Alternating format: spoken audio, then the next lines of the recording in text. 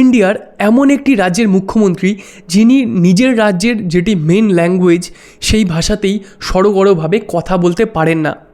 আজ পর্যন্ত সেই ভাষাকে ঠিকমতো রপ্ত করতে পারেননি। বলুন তো কে? হয়তো অবাক হচ্ছেন যে এমনটাও হতে পারে যে কোনো মুখ্যমন্ত্রী নিজের রাজ্যের ভাষাতেই সড়গড় নন। হ্যাঁ, এটা কিন্তু সত্যি। ধরতে না পারলে সেকেন্ড হিন্ট দিচ্ছি। তিনি আজ পর্যন্ত ভারতের মুখ্যমন্ত্রীদের মধ্যে সবচেয়ে দীর্ঘমেয়াদী মুখ্যমন্ত্রীদের লিস্টে সেকেন্ড নম্বরে রয়েছেন। সিকিমের প্রাক্তন মুখ্যমন্ত্রী পবন চামলিংয়ের ঠিক পেছনে। বলুন তো কে? এখনও ধরতে পারছেন না? আচ্ছা, থার্ড হিন্ট দিই, তিনি কিন্তু আর মুখ্যমন্ত্রীর পদে নেই। তার রাজ্যের কিছুদিন আগেই হওয়া অ্যাসেম্বলি ইলেকশনে তাকে হার স্বীকার করতে হয়েছে দীর্ঘ 24 বছর পর। এবার নিশ্চয়ই ধরতে পারছেন কার কথা বলছি। যাকে নিয়ে কথা বলছি তিনি হলেন উড়িষ্যার প্রাক্তন মুখ্যমন্ত্রী নবীন পটনায়ক। তাকে নিয়েই আজ অল্প কিছু অজানা কথা আপনাদের জানাবো। আজ ইন্ডিয়ার পলিটিক্স এমন একটা মোড়ে এসে দাঁড়িয়েছে যেখানে দেশের সমস্ত রাজনৈতিক নেতা নেত্রী পলিটিশিয়ানরা শুধুমাত্র লাইমলাইটে থাকতে চান। সবাই চান যে ব্রেকিং নিউজে তাদেরকে দেখানো হোক, সংবাদ মাধ্যমে তাদের নিয়ে প্রচার হোক, নিউজ পেপার খুললে ফ্রন্ট পেজে তাদের কাট আউট থাকুক, সোশ্যাল মিডিয়ায় তাদের লক্ষ লক্ষ ফলোয়ার থাকুক, রাস্তায় বেরোলে গলিতে বিল্ডিংয়ের হোর্ডিংয়ে সাইনবোর্ডে বিজ্ঞাপনে সবখানে শুধুমাত্র তাদের ইমেজ থাকবে। আজ অলমোস্ট সব পলিটিশিয়ানরা এটাই চান যে সাধারণ মানুষ তাদের ক্যারিশমায় বুঁদ হয়ে থাকুক। কিন্তু এদিক থেকেই নবীন পটনায়ক একেবারেই আলাদা। তার দীর্ঘ রাজনৈতিক জীবনে তিনি সংবাদ মাধ্যম থেকে, প্রচার মাধ্যম থেকে, লাইমলাইট থেকে যতটা পেরেছেন দূরে থেকেছেন। সাধারণ মানুষের জন্য, উড়িষ্যার নাগরিকদের জন্য যথাসম্ভব কাজ করে গেছেন। প্রচুর ওয়েলফেয়ার স্কিম নিয়ে এসছেন, কিন্তু সব কিছুই করেছেন প্রচার মাধ্যমের অগোচরে থেকে। নবীন পটনায়ক এমন একজন রাজনীতিবিদ যিনি মৃদুভাষী, স্বল্পভাষী, সব সময় চেষ্টা করেছেন কন্ট্রোভার্সি থেকে দূরে থাকার। আজ আমরা যখন দেখি টিভিতে, নিউজ চ্যানেলে, সংবাদ মাধ্যমে এক দলের পলিটিশিয়ানরা অন্য পার্টির পলিটিশিয়ানদের বিরুদ্ধে নানা রকম কুকথা বলছেন, কটূক্তি করছেন, কাদা ছোড়াছুড়ি করছেন, কন্ট্রোভার্সি হচ্ছে, সেখানে একমাত্র ব্যতিক্রম যেন এই পলিটিশিয়ানকে, এই নবীন পটনায়ক কি মনে হয়। চিরকাল কন্ট্রোভার্সি থেকে অনেক দূরে থেকেছেন। অন্যান্য দলের যারা নেতা নেত্রী তাদের বিরুদ্ধে কখনো কোনো মন্তব্য করেননি। যতটা পেরেছেন নিজেকে গুটিয়ে রেখেছেন নিজের মধ্যেই। কখনো রাজ্যের দায়রার থেকে বেরিয়ে কোনো ন্যাশনাল অ্যাম্বিশন দেখাননি, যেটা কিনা আজ অনেক আঞ্চলিক দলের মুখ্যমন্ত্রীর মধ্যেই প্রকটভাবে লক্ষ্য করা যায়। উড়িষ্যার লোকপ্রিয় রাজনীতিবিদ বিজু পটনায়কের 3 সন্তানের মধ্যে সর্বকনিষ্ঠ ছিলেন নবীন পটনায়ক। তার ছোটোবেলাটা কিন্তু উড়িষ্যা থেকে অনেক দূরে কেটেছে। দেরাদুনের দুন স্কুলে পড়াশুনো করেছেন।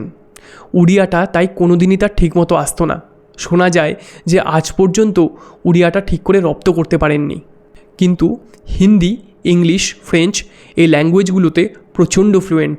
বিজু পটনায়কের আকস্মিক মৃত্যুর পর যখন তার রাজনৈতিক কার্যভার এসে পড়ে তার এই কনিষ্ঠ সন্তানের ওপর, তখন অনেকেই ভাবতে পারেননি যে 51 বছর বয়সে প্রথম রাজনৈতিক আঙিনায় পা দিয়ে কেউ এতটা সাকসেসফুল হতে পারবে।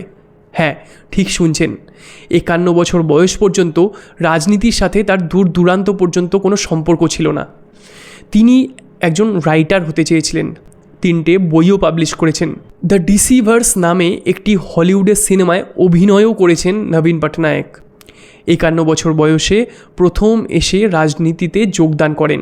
তার বাবার মৃত্যুর পর উড়িষ্যার আকসা কনস্টিটিউয়েন্সি থেকে ভোটে জিতে পার্লামেন্টে এমপি হিসাবে যোগদান করেন।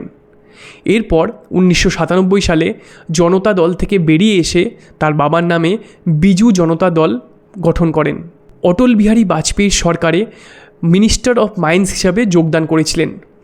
2000 সালে তৎকালীন উড়িষ্যায় যখন কংগ্রেসের সরকার ছিল তখন বিজেপির সাথে হাত মিলিয়ে জোট করে তিনি কংগ্রেস সরকারকে হারিয়ে দেন। তারপর থেকে তাকে আর পেছন ফিরে তাকাতে হয়নি। 2000 সাল থেকে 2024 সাল পর্যন্ত টানা 24 বছর উড়িষ্যার মুখ্যমন্ত্রীর দায়ভার বহন করেছেন। তার রাজনৈতিক ক্যারিশমা এতটাই ছিল যে ঠিক করে উড়িয়া বলতে না পারলেও তিনি উড়িষ্যার জনগণের মনে নিজের স্থায়ী জায়গা করে নিয়েছেন। 2009 সালে উড়িষ্যার কান্ধামাল ডিস্ট্রিক্টে খ্রিশ্চানদের ওপর ধর্মীয় নিপীড়নের অভিযোগ ওঠে। সেই ইস্যুকে কেন্দ্র করে বিজেপির সাথে জোট ভেঙে দেন। এরপর থেকে ইউপিএ আর এনডিএ দুই সরকারের থেকেই যথাসম্ভব ডিস্টেন্স মেনটেন করে নিজের মতো করে সরকার চালিয়ে গেছেন।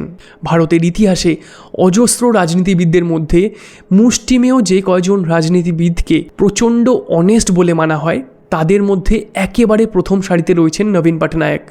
তার এত বছরের রাজনৈতিক কেরিয়ারে তার বিরুদ্ধে কোনো রকম কোনো করাপশন, দুর্নীতি, স্বজনপোষণ, দুর্নীতির প্রশ্রয় এরকম কোনো অভিযোগ আজ পর্যন্ত কেউ ডাকতে পারেননি।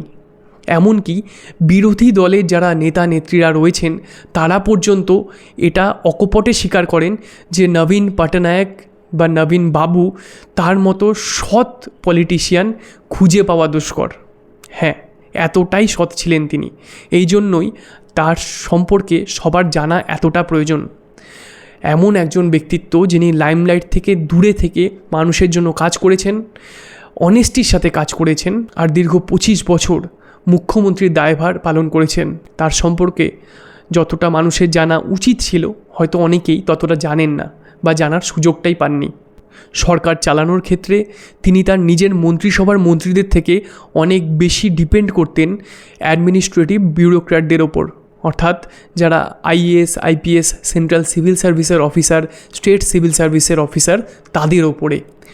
যদি নিজের মন্ত্রিসভার কোনো মন্ত্রীর বিরুদ্ধে কখনো কোনো দুর্নীতির অভিযোগ পেয়েছেন, তাহলে সাথে সাথে সেই মন্ত্রীকে পদ থেকে বহিষ্কার করেছেন। কোনো রকম দুর্নীতির সাথে কোনো দিনও আপোষ করেননি।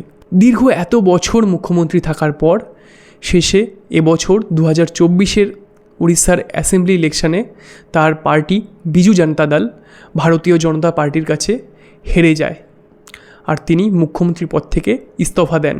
যদিও আর তিনি মুখ্যমন্ত্রী নেই, তবু আজ ভীষণ ইচ্ছে করলো এমন একজন রাজনীতিবিদ যিনি অনেস্টির সাথে লাইমলাইট থেকে অনেক দূরে থেকে মানুষের জন্য কাজ করে গেছেন এতগুলো বছর, তার সম্পর্কে নিজের রাজ্যের অন্যান্য মানুষদের বা অন্য রাজ্যের মানুষদের জানাই।